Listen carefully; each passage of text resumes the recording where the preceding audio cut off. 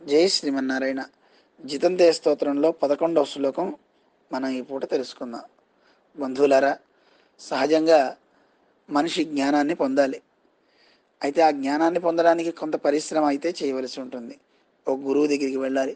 స గురుమే వాభిగచ్చేత్ సమిత్పాణి శ్రోత్రియం బ్రహ్మనిష్టం అని మనకి చెప్తోంది శాస్త్రం.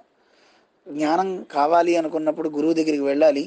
ఆ గురువు ఎప్పుడు చెప్తారా అని ఎదురు చూస్తూ శుశ్రూష చేయాలి, గురు సేవ చేయాలి. వారికి అవకాశం కలిగినప్పుడు వారు ఉపదేశిస్తే ఆ జ్ఞానాన్ని తాను ఆర్జించాలి. అయితే సహజంగా అనిపించేది, నేనే సంపాదించుకున్న ఈ తెలివి నాదే అని మనం అనుకుంటుంటాం. సహజంగా పూజలు చేసేవాళ్ళు ఎవరైనా మంచి పూజలు చేస్తూ 4 గ్రంథాలు చదివి మంచి మాటలు చెప్తున్నారు అనుకోండి, వెంటనే వాళ్ళని అందరూ పొగడ్డం ఆరంభిస్తారు. అబ్బా, మీరెంత అద్భుతమో, మీకు ఎంత జ్ఞానమో అని. అలా జ్ఞానం ఉంది అని ఎదుటివాడు అనగానే, నిజమే కాబోలు, ఇది నాలోనే పుట్టింది అని మనలో తెలియని ఒక అహంకారం వస్తుంది. అలాంటి అహంత గనక వస్తే మనిషి అంతే. అది రాకుండా చేసే ఒక అద్భుతమైన శ్లోకం, ఎలా భావిస్తే ఆ దోషం మన నుంచి తొలుగుతుందో చెప్పే శ్లోకం మనకి జితంతేలో 11వ శ్లోకం. ఒకసారి ఆ శ్లోకాన్ని మనందరం కలిసి అనుసంధానం చేసుకుందాం, ఆ భావాన్ని మనస్సులో పెట్టుకుందాం. విజ్ఞానం యదిదం ప్రాప్తం యదిదం స్థానమార్జితం జన్మాంతరేపి మే దేవా మా భూతస్య పరీక్షయః అని ఇందులో మనకి వర్ణించారు. అంటే సహజంగా మనకి విజ్ఞానం కలుగుతుంది, భగవంతుడి గురించి తెలుసుకోగలుగుతున్నాం, అన్నీ వింటున్నాం. ఇవన్నీ అవుతున్నాయంటే ఎలా మనం సంపాదిస్తున్నాం? ఎప్పుడైతే విజ్ఞానం కలిగిందో, జ్ఞానం కలిగిన తర్వాత ఇది నాది అనే ఒక అభిమానం ఏర్పడుతుంది. దాని మీద ఒక హక్కు మనకు వస్తుంది. నేనే దీన్ని భుజించేవాడిని, ఇది నాది అని మనకు ఒక మమత ఏర్పడుతుంది. అదే దైవం విషయంలో మనం తీసుకుంటే, దైవం గురించి తెలుసుకున్న తర్వాత ఈయన చాలా గొప్పవాడు, ఈయన నావాడు అని మనకు అనిపిస్తుంది. ఎప్పుడైతే నావాడు అని అనిపించిందో ఆయన కోసం ఏదైనా చేస్తాం. ఆ చెయ్యాలి అనే ఒక నమ్మకం కలుగుతుంది.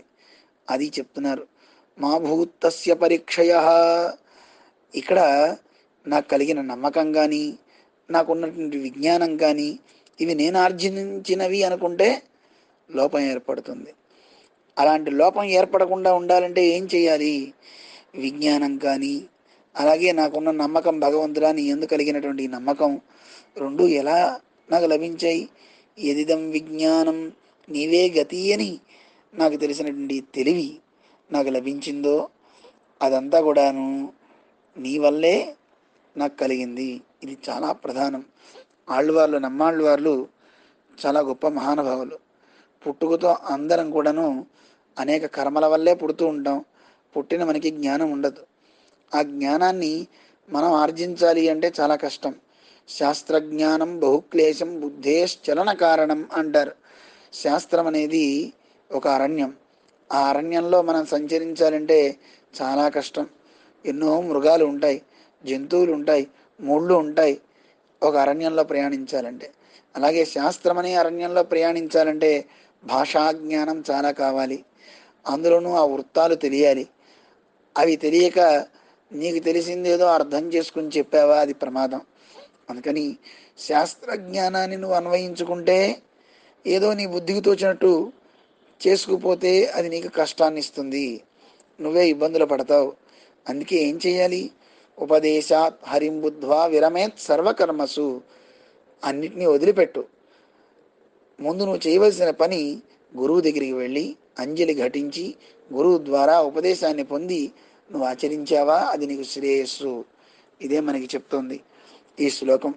మనకి విజ్ఞానం కానీ, లేదు ఆ విజ్ఞానం వల్ల కలిగిన నమ్మకం కానీ, ఈ రెండు మనం సంపాదిస్తే వచ్చినవి కావు. మన నమ్మాళ్ళ వాళ్ళు చెప్తారు, భగవంతుడా మయర్వర మదినలం అరుడినన్ యవనవన్.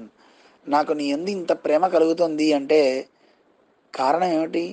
నువ్వెవరో తెలిసింది అంటే కారణం ఏమిటి? నేను సంపాదించింది కాదు, నువ్వే నాకు ఆ జ్ఞానాన్ని ఇచ్చావు. నువ్వు ఇస్తే నిన్ను నేను తెలుసుకోగలుగుతున్నాను తప్ప, లేకపోతే నేనేం తెలుసుకోగలను? అర్జునుడు కూడా అంతే. భగవంతుని యొక్క స్వరూపాన్ని తెలుసుకోలేకపోయాడు. భగవంతుడు ఇచ్చాడు నేత్రాన్ని, నీకు ఈ 2 నేత్రాలు ఇస్తున్నాను చూడబోయ్, దివ్యం దదామితే చక్షు అని భగవంతుడు నేత్రం ఇస్తే చూడగలిగాడు. అది కూడా నా వల్ల కావట్లేదు మహానుభావ, ఈ నేత్రం తీసేసుకో అంటే అప్పుడు వెనక్కి తీసుకున్నాడు. మనకి ఆశ్చర్యంగా అనిపిస్తుంది. చాలామంది సినిమాలు చూసే వాళ్ళకి తెలుస్తుంది. 4D అని ఇప్పుడు వస్తున్నాయి. ఆ థియేటర్లో సినిమా చూడాలి అంటే లోపలికి వెళ్ళేటప్పుడే కళ్ళజోడు ఇస్తారు. ఆ కళ్ళజోడు పెట్టుకుంటేనే ఆ చిత్రం కనపడుతుంది, లేకపోతే ఏం తెలియదు. అలాగే భగవంతుడు నేత్రం ఇస్తేనే ఈ విశ్వంలో అంతటా ఉన్న తాను మనకి గోచరం అవుతాడు. అందువల్ల జ్ఞానం ఇచ్చేవాడు తానే, నమ్మకాన్ని కలిగించేవాడు తానే, నమ్మకాన్ని తొలగించేవాడు తానే. అందుకే మనకి భగవద్గీతాది గ్రంథాల్లో స్వామి చెప్పాడు, అన్నిటినీ నేనే, మత్త స్మృతిరి జ్ఞానం అపోహనంచ అన్నాడు. మతిమరపు కలిగించేవాడినైనా జ్ఞానాన్ని ఇచ్చేవాడినైనా నేనే. అంతేగాని నాకు ఒక కొత్త ఆలోచన వచ్చింది, నేనే దీన్ని కనిపెట్టా అనుకున్నావా అనర్థపాలవుతావు. అలా కాదు. భగవంతుని స్మరణ చేసుకునే శక్తి మనకి కలిగింది అంటే ఆ స్వామి ఆజ్ఞ అండి. ఆ భగవంతుడు నాకు ఆ రకమైన శక్తిని ఇచ్చాడు గనక నేను ఆయన పాదార విందాలను తలుచుకోగలుగుతున్నాను. కిందటి శ్లోకంలో మనకి తెలియజేశారు, భగవంతుని పాదార విందాలనే ఎప్పుడు తలుచుకో అని. ఆ తలుచుకునేటప్పుడు గర్వం నీకొద్దు. ఆ భగవంతుడు ఆ స్మృతిని ఇస్తున్నాడు గనక మనం తలుచుకోగలుగుతున్నాం. ఆ స్మృతిని ఆ భగవంతుడు ఇస్తున్నాడు గనక మనం ఆయనకి వందనం చేయగలుగుతున్నాం. ఇది గుర్తుపెట్టుకోవాలి. ఇది మనకి తెలియచేస్తుంది, భగవంతుడా ఎట్టి పరిస్థితుల్లో నాకు నేనే ఆర్జించానే గర్వం రాకుండా చెయ్యి అని తెలియచేస్తుంది ఈ శ్లోకం. ఆ లోపాన్ని తొలగించమని చేస్తున్నారు ప్రార్థన. ఒకసారి ప్రార్థన చేద్దాం. విజ్ఞానం యదిదం ప్రాప్తం, యదిదం స్థానమార్జితం, జన్మాంతరేపి మే దేవ మా భూతస్య పరీక్షయ. జై శ్రీమన్నారాయణ.